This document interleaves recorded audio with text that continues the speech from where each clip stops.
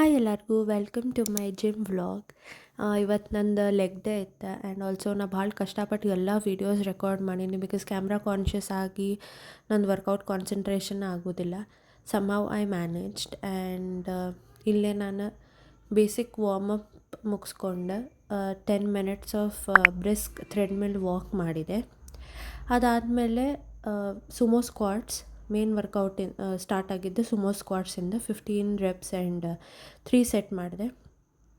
And then leg press ಇಲ್ಲಿ ನಾನು 75 kgs weight ಹಾಕ್ಕೊಂಡು ಲೆಗ್ ಪ್ರೆಸ್ ಮುಗಿಸ್ಕೊಂಡೆ. ಆ್ಯಕ್ಚುಲಿ 4 ಸೆಟ್ ಮಾಡಿಸಿದ್ರು ಇವತ್ತು ನಂಗೆ trainer, which was very tiring. And then I did this leg curl.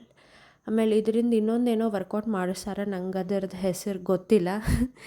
So ಅದನ್ನು ಮಾಡಿ I took some 2 to 3 minutes of break.